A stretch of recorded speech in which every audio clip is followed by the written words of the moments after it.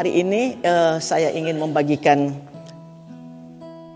tentang satu hal yang saya pikir ini saudara sudah tahu ya, tapi saya akan mengulangnya kembali buat saudara, yaitu kita memiliki yang saya sebut dengan gambar diri yang benar di hadapan Tuhan.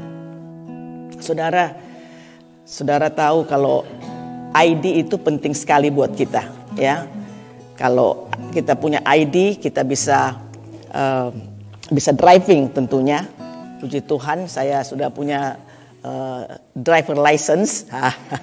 Dan driver license di Australia itu penting sekali kan. Kita bisa buka rekening bank dan sebagainya. Saya kalau domestik, perjalanan domestik tentu bawa ID saya. Kalau keluar dari Indonesia, keluar dari Australia bawa paspor. Jadi ID itu sangat penting. Kenapa identitas kita sangat penting, saudaraku? Karena identitas kita sebagai milik Tuhan, sebagai ciptaan Tuhan, itu kita memiliki apa yang saya sebut dengan harga diri kita. Ya, jadi kita perlu memiliki nilai-nilai juga atas diri kita. Mari kita melihat firman Tuhan dari Amsal pasal yang ke-23 ayatnya yang ke-7. Kita lihat ayat ini, Amsal 23 ayat 7 yang bagian A.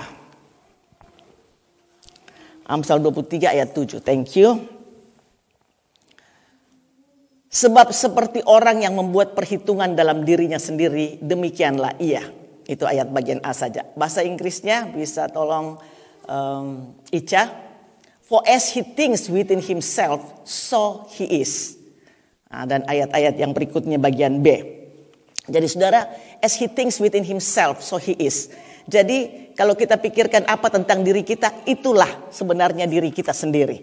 Jadi diri kita, saudaraku, itu adalah lensa, saudara. Gambar diri ini adalah lensa terhadap diri kita sendiri. Apa yang kita lihat juga tentang diri kita, itulah menjadi gambar diri kita. Tapi Alkitab juga katakan apa yang kita pikirkan. Makanya kadangkala ada gambar diri kita yang keliru, saudaraku. Karena pandangan diri kita terhadap diri kita sendiri salah. Kenapa saya mau bilang demikian? Karena kadangkala kita pikir kita siapa? Misalnya saya sendiri, saya siapa? Saya dari gunung asalnya. Saya dari Toraja. Ya, bahkan tidak ada kota saya di peta Indonesia. Siapa saya ini? Ya, kalau saya terus memikirkan tentang hal tersebut, bahwa saya dari kampung, saya dari desa, tidak ada di kota saya di peta Indonesia dan lain sebagainya, I can think by myself, who am I? Makanya saya merasa bahwa saya nggak bisa apa-apa, saya nggak punya apa-apa dan lain sebagainya. Sebab itu gambar diri yang benar itu penting sekali di dalam kehidupan kita. Nah, ada juga orang yang mengalami gambar dirinya rusak. Kenapa? Karena mungkin karena keluarganya bercerai, ya. Karena orang tuanya itu sudah suami meninggalkan istri, papa mamanya sudah nggak bersatu lagi. Saya ketemu di meja konseling banyak anak-anak yang merasa bahwa mereka berontak karena keadaan orang tuanya. Sampai saya melihat sendiri dengan mata kepala saya, ada seorang anak yang cukup sangat dekat dengan saya, saudaraku. Dia punya tingkah laku itu di luar rata-rata. Wow, saya pikir-pikir kenapa? Oh iya, karena gambar dirinya seperti ini karena apa yang terjadi dalam kehidupan masa lalunya. Dan juga ada perlakuan orang yang gak benar terhadap kita. Kita dapat memiliki gambar diri yang rusak. Saya saudara 5 orang. Dan saya punya kakak di atas saya, yang keempat, saya kelima, itu lebih kecil dari saya. Dia lebih cantik, dia lebih imut-imut dari saya. Saya ingat waktu saya masih SD, ini dalam pandangan pemikiran saya masih SD. Kita kan biasa di asrama Suster Raja Wali tuh di Makassar. Jadi itu kakak saya itu tinggal di situ. Jadi kakak saya tinggal di asrama suster. Jadi banyak teman-temannya semua wanita-wanita kan, namanya asrama suster, asrama wanita. Jadi kalau kami datang jemput kakak saya yang pertama, itu saya biasa ada di belakang aja. Kenapa? Karena kakak saya dicubitin, diimut, kamu wah keren cantik. Saya diam-diam aja gitu. Saya diam-diam aja dan mungkin cuma 1-2 orang yang datang hampiri saya. Saya ingat itu. Bayangin, itu udah lama banget. Tapi itu masih ada dalam pemikiran saya. Saya bisa ingat hal tersebut. Kalau saya bisa pikir negatif, saya bisa negatif. Tapi enggak, setelah itu Tuhan kan ubahkan kita. Nah, lalu saya ingat waktu masih kecil kita belajar papa mama saya kita semua belajar di situ. Terus kita diajar orang tua aljabar, matematik lah dan sebagainya. Saya masih terekam dalam pikiran saya bagaimana mama saya bilang diajar saya nggak ngerti-ngerti. Bayangin saudara kalau kita orang tua ajar anak nggak ngerti-ngerti kita juga gemes kan, nggak ngerti-ngerti. Terus saya ingat perlakuan mama saya terhadap saya, dia tonjokin kepala saya begitu. Kamu belum mengerti. Saya kaget, seperti hal-hal yang demikian itu saya ngalamin dalam kehidupan saya. Jadi saya memiliki gambar diri yang saya mau bilang gini, gambar diri saya jadi orang yang minder. Saya orang yang sangat rendah diri. Benar. Saya ingat sekali kalau SD orang suka nyari ke depan nyanyi. Bayangkan menyanyi ke depan, saya menyanyi sambil apa? Sambil melihat ke bawah. Saya disuruh menghafal, saya melihat ke bawah. Siapa saya ini? So, saya terima Tuhan tentunya umur 16 tahun dalam hidup saya. Dan Tuhan kan bilang begini, engkau berharga di mataku dan mulia, aku mengasihi engkau. Dan ini mengubah kehidupan saya. Mengubah pandangan saya, mengubah juga tentang diri saya. Mengubah bahwa saya punya nilai-nilai dalam kehidupan saya. Saudara, kalau kita sudah memiliki nilai dalam kehidupan kita, nilai yang kita bawa dalam hidup kita, itulah juga pandangan orang lain terhadap kita. Kalau saya nggak diubahkan Tuhan Yesus, saya nggak tahu saya bisa jadi apa. Saya bisa bayangkan, saya tetap jadi orang minder, saya tetap salahkan orang tua, saya tetap salahkan orang-orang yang ada di sekitar saya. Karena saya bawa ini masuk dalam kehidupan saya. Wow. Itu sangat menyedihkan sekali. Karena apa yang saya lihat tentang diri saya, itulah apa yang orang lain lihat terhadap diri saya. Itulah perlakuan orang lain terhadap diri saya. Sebab itu kalau kita memiliki gambar diri yang tidak benar, dan kita menilai diri kita pun tidak benar, jangan marah kalau ada orang memperlakukan diri kita seperti apa yang kita pikirkan tentang diri kita sendiri. Dan disinilah Tuhan mau untuk mengubah kita, untuk bisa melihat bagaimana sebenarnya master plan from God into our life. Di dalam Alkitab saudaraku, ada tokoh-tokoh Alkitab juga yang mengalami gambar diri mereka yang keliru. Kita bisa melihat dari dalam kehidupan seorang yang sangat terkenal namanya Musa. Ya. Kita sebentar akan melihat apa yang terjadi dengan Musa di dalam Keluaran pasal yang ketiga. Jangan disampaikan dulu di depan. Jadi saya mau tekankan ini buat saudara. Karena kadangkala kita mengalami saudaraku gambar diri yang tidak benar itu. Karena diri kita sendiri dan perlakuan orang lain terhadap kita. Ada juga karena apa? Saudara coba sebut kata ini sin. Sin itu dosa. Roma 3 ayat 23 dikatakan di sini bahwa semua orang telah berbuat dosa dan telah kehilangan kemuliaan Allah. Ini adalah sifat kita sebagai manusia, ada sifat dosa. Alkitab bilang semua orang berbuat dosa, kehilangan kemuliaan Allah. Dosa juga membuat kita memiliki gambar diri yang rusak, saudara. Siapa kita ini? Saudara tahu waktu anak yang bungsu, dia berbuat dosa, dia pergi ambil warisan, lalu dia tinggalkan ayahnya. Lalu dia mulai melacurkan dirinya, saudara. Dia dengan pelacur-pelacur dan sebagainya. Sampai tiba pada suatu saat dia bilang ini, aku ini gak layak. Dia anak bapaknya, tapi dia pikir dia budak, dia hamba. Bayangkan, dia berpikir-pikir itu asumsi saja bahwa papanya gak akan terima dia. Bahwa papanya pasti menolak dia. Bahwa papanya pasti tutup pintu buat dia. Kenapa? Karena dosa yang dia kerjakan, dia boleh menilai dirinya juga adalah jadi bukan anak tapi hamba. Dia mau jadi orang upahan ayahnya. Wow, saudara, kadang-kala pada hal-hal yang begini, saudaraku, membuat gambar diri kita rusak. Apa yang harus kita buat dalam hidup kita? Kita tahu bahwa ada jalan yang Tuhan mau untuk kita jalani dalam kehidupan kita. Di dalam Alkitab, contoh-contoh tentang Musa ini. Coba tayangkan Ica, ya. Keluaran pasalnya yang ketiga, kita lihat ayat 7 sampai 11. Keluaran 3 ayat 7 sampai 11. Saya akan melihat sini, saudara juga punya Alkitab, bisa kita buka bersama-sama. Oke, sudah ada di depan. Dan Tuhan berfirman, aku telah memperhatikan dengan sungguh kesengsaraan umatku di tanah Mesir, dan aku telah mendengar seruan mereka yang disebabkan oleh pengerah mereka. Ya, aku mengetahui penderitaan mereka. Sebab itu aku telah turun untuk melepaskan mereka dari tangan orang Mesir dan menuntun mereka keluar dari negeri itu ke suatu negeri yang baik dan luas, suatu negeri yang berlimpah-limpah susu dan madunya, ke tempat orang Kanaan, orang Het, orang Amori, orang Feris, orang Hewi dan orang Yebus. Sekarang seruan orang Israel telah sampai kepadaku, juga telah kulihat betapa kerasnya orang Mesir menindas mereka. Jadi sekarang pergilah, aku mengutus engkau kepada Firaun untuk membawa umatku orang Israel keluar dari Mesir. Tapi Musa berkata kepada Allah, siapakah aku ini? Maka aku yang akan menghadap Firaun dan membawa orang Israel keluar dari Mesir. 12. Lalu firman-Nya, bukankah aku akan menyertai engkau? Inilah tanda bagimu bahwa aku yang mengutus engkau. Apabila engkau telah membawa bangsa itu keluar dari Mesir, maka kamu akan beribadah kepada Allah di gunung ini. Saudara melihat apa yang Tuhan beritahu kepada Musa untuk membawa bangsa Israel keluar dari Mesir. Bayangkan, ini utusan dari siapa? Tuhan sendiri. Tetapi Musa bilang begini, who am I? Siapa aku ini?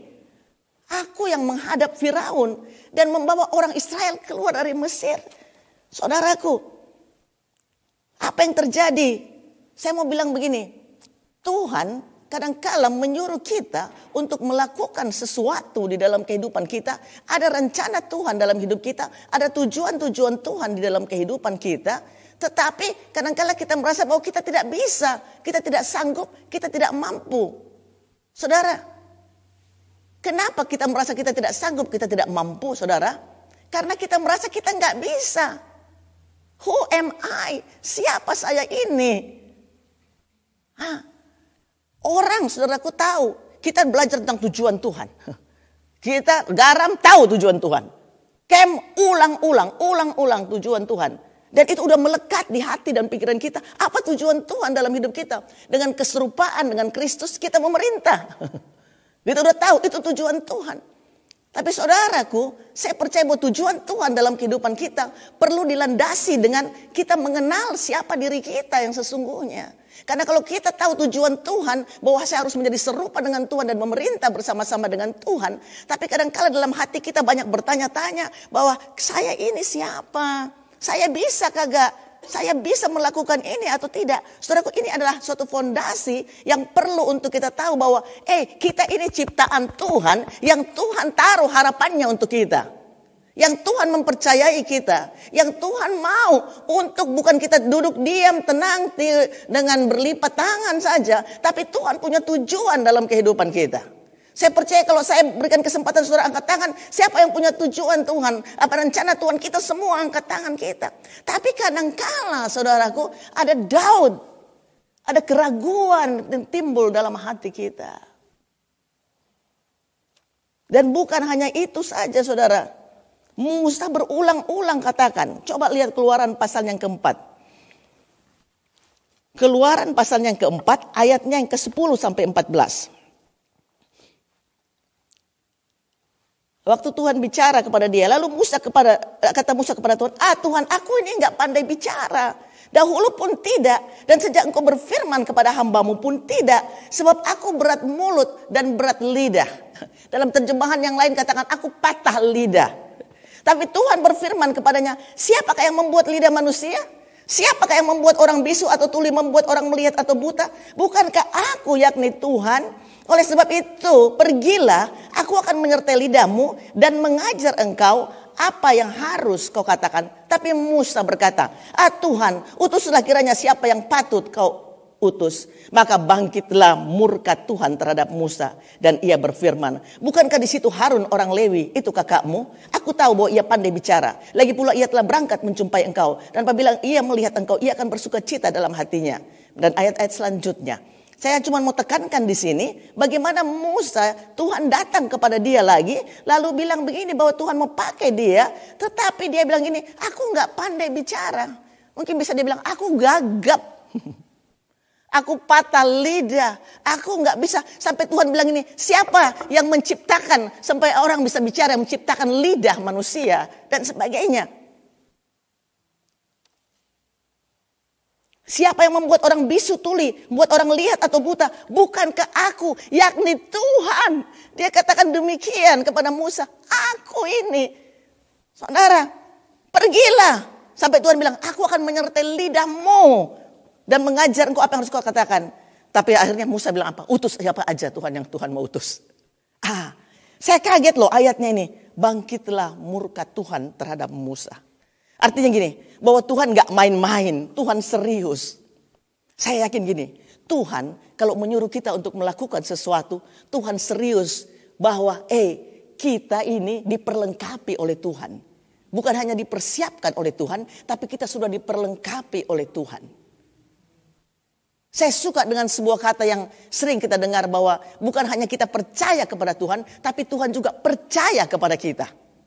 Bukan membuat kita menjadi orang yang kepala kita jadi gede. Tapi inilah saudaraku, Tuhan yang adalah Tuhan yang punya rencana tujuan untuk melihat kepada kita sekalian. Memperlihatkan kepada kita bahwa kita ini harus melihat diri kita sebagaimana yang Tuhan ciptakan kita. Bukan apa yang kita sedang alami dalam hari-hari yang sebelumnya. Dengan gambaran diri kita yang keliru, gambaran diri kita yang salah. Kadang-kala kita melihat sesuatu hal yang besar, yang terintimidasi dalam kehidupan kita, yang gak sanggup untuk kita bisa melihat dengan kacamatanya Tuhan. Saudara, Tuhan bilang gini, aku tahu Harun pintar bicara. Aku tahu Harun itu, kalau orang bilang oli lancar. Kadang kan ada orang kan sudah oli lancar. Kalau yang kita ngomong sama dia, kita bisa ada dengan dia, ngafe-ngafe di mana, dia aja yang ngomong. Dan kita senang, kita suka dia cerita. Saya kebanyakan saudaraku kalau pergi dan orang lebih banyak orang bicara daripada saya yang bicara.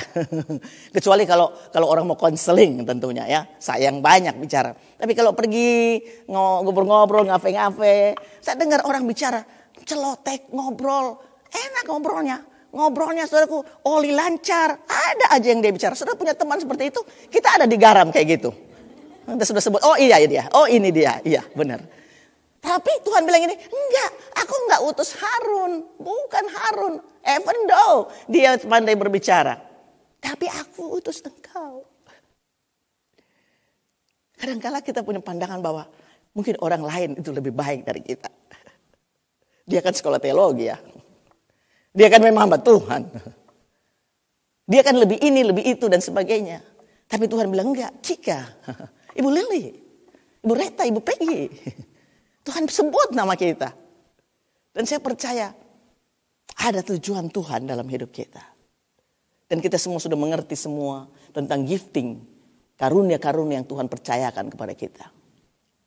Bayangkan saudara, kalau kita semua bergerak dengan semua yang Tuhan mau untuk kita kerjakan. Powerful. Amin. Kita saling memperlengkapi. Dan kita saling memperlengkapi saudaraku. Bukan lagi yang lain lebih hebat daripada saya. Atau saya lebih hebat daripada yang lain. Enggak. Tapi dengan semua yang Tuhan percayakan kepada kita. Kita melihat luar biasa. Kembali kepada kelompok kecil yang tadi malam kita bicarakan saudaraku. Kita akan melihat dia dapat itu loh. Saya diberkati. Saya dapat ini loh. Saya bisa memberkati dia. Dan kita bisa boleh bertumbuh bersama-sama. Wah, waktu saya baca ini saya begini. Tuhan serius dengan apa yang Tuhan mau untuk kita kerjakan tentang suruhan Tuhan di dalam kehidupan kita. Saya akhir-akhir ini memang banyak dapat firman Tuhan tentang bagaimana supaya ada priority, ada prioritas yang perlu untuk saya kerjakan. Saya dengan Bang Jo tentu tahu bahwa kita punya prioritas. Ya, prioritas-prioritas kita ya tentunya di Melbourne sebagai garam. Pelayanan yang Tuhan mau untuk kita menggembalakan. Itu prioritas-prioritas. Dan walaupun saya juga sudah bicara sama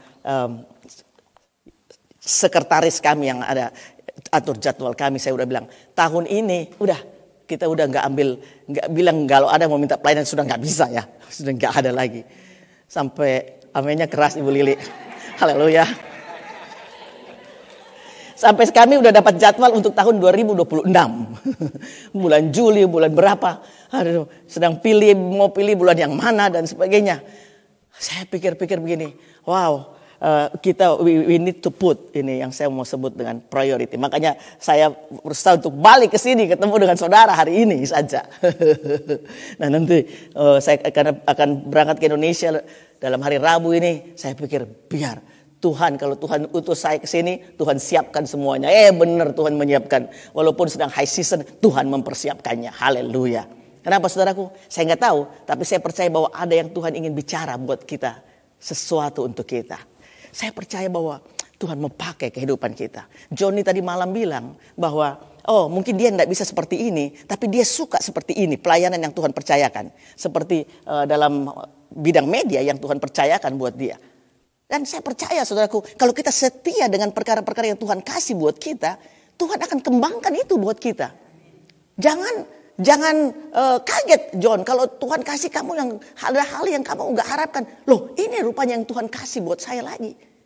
Dan waktu kita kembangkan itu saudaraku, ada kepercayaan baru yang Tuhan mau berikan buat kita. Lala, persiapkan dirimu. Tuhan bawa engkau dari Jakarta menuju ke tempat ini. Saya yakin bukan seperti you get used to do that. When you were in Jakarta, it's so different maybe in Melbourne. Ada hal-hal yang baru yang Tuhan percayakan kepada engkau. Dan saya percaya ada perkara-perkara yang baru yang lebih daripada yang kau pikirkan yang Tuhan akan buat dalam kehidupanmu. Sebab itu persiapkan diri kita seperti orang yang dapat 5, dapat 2 saudaraku. Dia lipat gandakan itu. Kita bukan dapat 1 lalu kita taruh, kita kubur itu di tanah. Saudara, kadang-kala ada hal-hal yang kita lihat, yang seperti Musa katakan dia nggak sanggup. Karena kita lihat ada hal yang mungkin nggak bisa, yang terintimidasi untuk kita. Saya rindu untuk kita bisa membaca ayat ini tentang pengintai-pengintai yang harus merebut tanah Kanaan. Coba bilangan 13 Ica. Ayatnya yang ke-33. Kita baca ayat ini, bilangan pasal yang ke-13. Ayatnya yang ke-33. Demikian firman Tuhan. 10 pengintai itu bilang itu. Juga kami lihat di sana orang-orang raksasa. Orang enak yang berasal dari orang-orang raksasa. Dan kami lihat diri kami seperti belalang. Dan demikian juga mereka terhadap kami. Saudaraku, waktu mereka masuk mengintai saudaraku tanah Kanaan. Saudara bisa melihat ayat-ayat sebelumnya. Yang dikatakan di sini. Ayat yang ke-29 saudara melihat di situ. 30. Ya, saya nggak punya banyak waktu untuk baca ini. Tapi saudara, orang-orang pergi ke sana, kita tidak dapat maju menyerang bangsa itu karena mereka lebih kuat daripada kita. Itu ayat 31 bilang begini. Juga mereka 30 mereka menyampaikan kepada orang Israel kabar busuk tentang negeri yang diintai mereka dengan berkata, negeri yang telah kami lalui untuk diintai adalah suatu negeri yang memakan penduduknya. Semua orang yang kami lihat sana adalah orang yang tinggi-tinggi perawakannya. Ini ayat 33 yang saya baca tadi. Bahwa seperti mereka itu melihat diri mereka seperti belalang. Saudara tahu belalang, saudaraku, itu binatang yang sangat kecil, saudara. Dan juga dia bilang ini, orang-orang melihat kami juga seperti itu. Di sana banyak raksasa-raksasa. Saudara, kadang-kala kita melihat bahwa itu mungkin raksasa. Tapi saya mau bilang begini, kadang-kala raksasa itu sudah ompong, saudara. Udah gak punya kuasa lagi. Tapi kita melihat giant, my goodness, we cannot do that. Wow. Karena kita melihat seperti itu, saudaraku. Orang-orang bilang juga, kamu gak ada nyali sih. Kamu gak bisa masuk. Kamu lihat dirimu gak mampu. Tapi apa yang Joshua dan Kaleb kerjakan. Wow, luar biasa. 2 orang ini. Di dalam bilangan 14, ayatnya yang ke-6 sampai dengan ayatnya yang ke-8. Yosua bin Nun dan Kaleb bin Yefune yang termasuk orang-orang yang telah mengintai negeri itu mengoyakkan pakaiannya. Dia serius dan berkata kepada segenap umat Israel, negeri yang kami lalui untuk diintai itu adalah luar biasa baiknya. Bayangkan saudaraku, begitu 180 derajat sangat berubah. Jika Tuhan berkenan kepada kita, maka Ia akan membawa kita masuk ke negeri itu dan akan memberikannya kepada kita. Suatu negeri yang berlimpah-limpah susu dan madunya. Hanya janganlah memberontak kepada Tuhan dan janganlah takut kepada bangsa negeri itu, sebab mereka akan kita telan habis. Yang melindungi mereka sudah meninggalkan mereka, sedang Tuhan menyertai kita. Janganlah takut kepada mereka. Bayangkan saudaraku, ini adalah apa saudaraku? Mereka melihat saudaraku, even though kayak seperti raksasa, tapi kita bisa telan habis itu. Karena Tuhan ada menyertai kita. Wow, dan mereka bisa melihat negeri itu berlimpah susu dan madunya. Ada hal, mereka tahu bahwa kalau Tuhan mau untuk kita merebut tanah Kanaan, Tuhan persiapkan yang terbaik buat kehidupan kita. Saudara, Tuhan tidak berikan kepada kita second best. Tuhan berikan selalu yang terbaik untuk kita. Kadang-kadang banyak orang percaya curiga dengan Tuhan. Ya, mereka bukan hanya tidak mempercayai Tuhan, tapi curiga. Tuhan jangan-jangan gak seperti yang ini. Dan saudara, waktu Tuhan memberikan kepada kita, saudaraku, kita tahu bahwa this is the best. Even though hanya proses, banyak tantangan, banyak liku-likunya yang harus kita lalui itu. Dan saya mau bilang ini kepada saudara, bahwa yang paling dahsyat saudaraku, dibutuhkan apa? Rencana Tuhan selalu besar dan seolah-olah di luar jangkauan kita. Sebab itu dibutuhkan iman, karena dengan kekuatan kita tahu kita tidak mampu. Gambar diri kita saudaraku yang salah saudaraku, membuat kadang-kala kita tidak genapi janji Tuhan di dalam kehidupan kita. Kaleb dan Joshua pun mereka tahu bahwa mereka memiliki otoritas dari Tuhan. Mereka pakai otoritas yang Tuhan berikan dalam kehidupan mereka. Saudara, kadang-kala Tuhan sudah kasih. Kan kita percaya bahwa Tuhan di dalam kita, bergerak dalam kita. Dia berikan otoritas buat kita. Jadi itu bukan kemampuan kita, bukan kekuatan kita. Tapi kita harus melakukannya dengan iman. Tapi kadang-kala ada yang menghalangi untuk kita maju itu. Kenapa saudaraku? Ini adalah hal-hal yang menghalangi karena kita melihat bahwa kita nggak mampu. Kita melihat gambar diri kita yang keliru, gambar diri kita yang salah. Karena banyak hal-hal saudaraku yang mungkin pengalaman-pengalaman di dalam kehidupan kita. Tapi kita percaya kalau Tuhan sendiri yang bergerak di dalam kita, Tuhan pasti akan melakukan perkara-perkara dengan kita. Perkara-perkara yang besar. Selalu kita percaya, kita kutip perjanjian baru, kita lebih daripada pemenang. Amin. Kita nyanyikan ayat firman Tuhan ini. Kita adalah umat pilihan Tuhan. Kita adalah orang-orang yang dipilih, dipanggil. Dan Tuhan memberikan kepada kita kemenangan. Dengan semua yang saya cerita ini buat saudara. Saya terlalu percaya bahwa you are so precious in God's sight. And God love us so much. Bayangkan, bukan hanya precious kita di hadapan Tuhan. Mazmur 139 aja katakan bahwa bagaimana Tuhan menenun kita di dalam kandungan ibu kita. Bagaimana kejadian kita dahsyat dan ajaib. Ini adalah ayat kedua dari terakhir. Saya ingin bacakan buat saudara ayat yang ke-13 dari Mazmur 139. Apa yang Tuhan sudah install dalam hidup kita. Apa yang Tuhan sudah kerjakan itu dalam hidup kita. Dia katakan, engkau yang membentuk buah pinggangku, menenun aku dalam kandungan ibuku. Aku bersyukur kepadamu oleh karena kejadianku dahsyat dan ajaib. Ajaib apa yang kau buat dan jiwaku benar-benar menyadarinya. 15 Mazmur 139. Tulang-tulangku tidak terlindung bagimu ketika aku dijadikan di tempat yang tersembunyi. Dan aku direkam di bagian-bagian bumi yang paling bawah. Matamu melihat selagi aku bakal anak. Dan dalam kitabmu semuanya tertulis hari-hari yang akan dibentuk. Sebelum ada satu pun daripadanya. Dan ayat selanjutnya. Saudara bisa melihat ini. Wow, dahsyat sekali perbuatan Tuhan dalam kehidupan kita. Kalau kita tidak memiliki gambar diri yang benar. Saya mau katakan kepada saudara. Kita adalah orang-orang yang saya sebut kata paling malang di dunia ini. Karena Tuhan sudah katakan bahwa Tuhan membentuk kehidupan kita sejak kita dari kandungan ibu kita. Dan ini semua perbuatan Tuhan. Gak ada satu orang pun yang rencana lahirkan ke dalam dunia ini, kita tahu. Gak ada seorang pun juga yang rencana ada di kota Melbourne ini. Kadang-kadang kita pikir, wah kita mungkin mau ada di Swiss aja. Kita mungkin mau ada di negara yang lain aja. Tapi Tuhan bawa kita ke Melbourne. Walaupun kita harus bekerja sekeras-kerasnya, saudaraku, di kota ini. Tapi ini semua sudah ada di dalam apa? Di dalam planningnya Tuhan. Di dalam rencananya Tuhan. Saudara, coba saudara perhatikan teman-teman yang ada, yang Tuhan bawa di sekitarmu.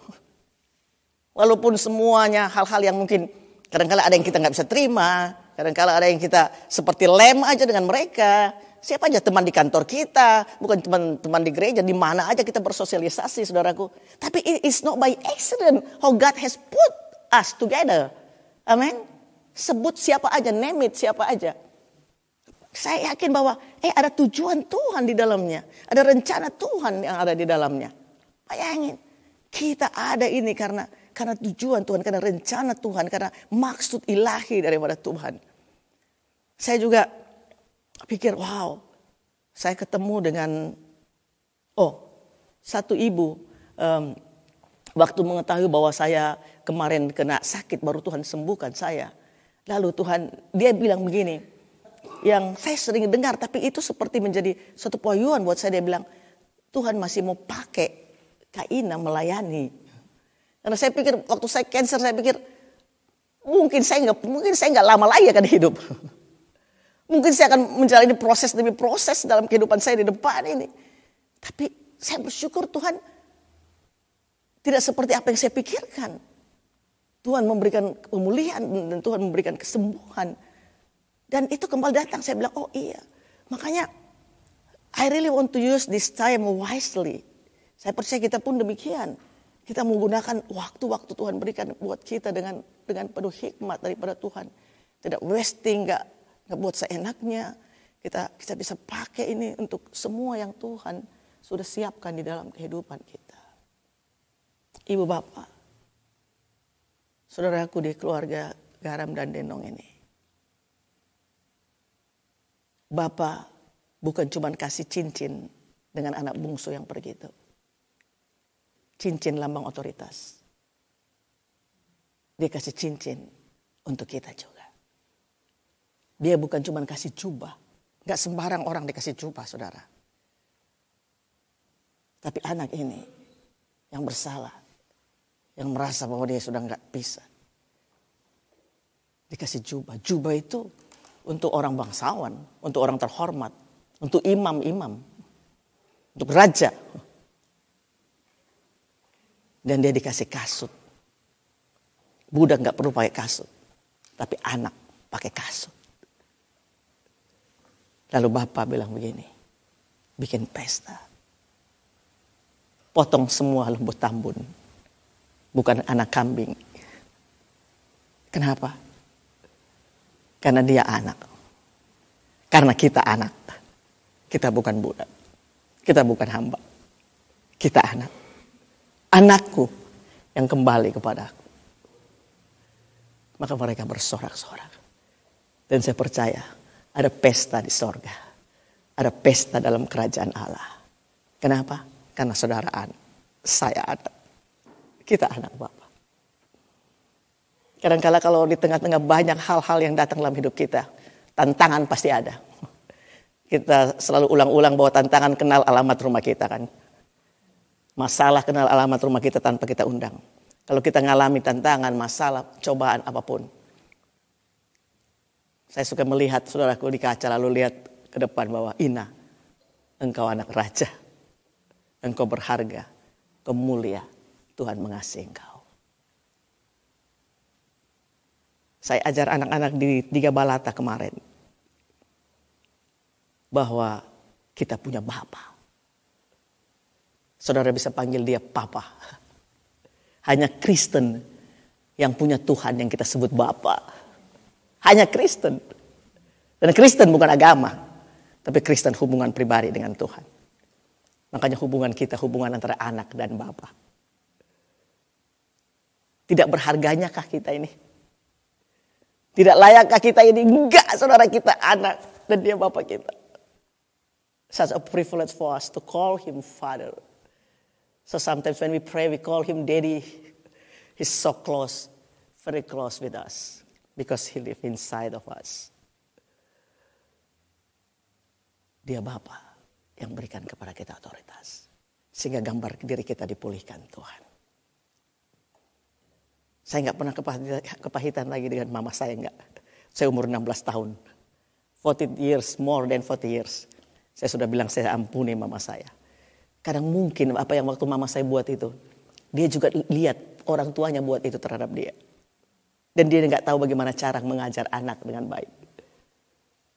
Karena waktu itu dia juga belum mengenal Tuhan Yesus secara pribadi. Until waktu saya sudah dewasa, mereka bertobat, mereka terima Yesus. Walaupun mereka sudah Kristen, tapi bukan Kristen KTP.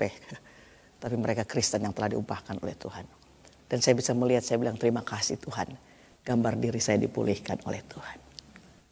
Kalau ada orang berlaku tidak semena-mena dengan kita nggak tersinggung, kita nggak marah. Kenapa? Karena gambar diri kita sudah dipulihkan oleh Tuhan. Orang mau bilang apapun tentang kita. Haleluya. Aku tetap anak Bapa. Aku anak Raja. Tidak ada yang dapat menyangkal akan hal tersebut. Karena darahnya ada. Darah anak domba Allah. Yang menjadikan aku ahli waris kerajaan Allah. Tuhan Yesus berkati saudara sekalian. Amin. Mari kita datang kepada Tuhan.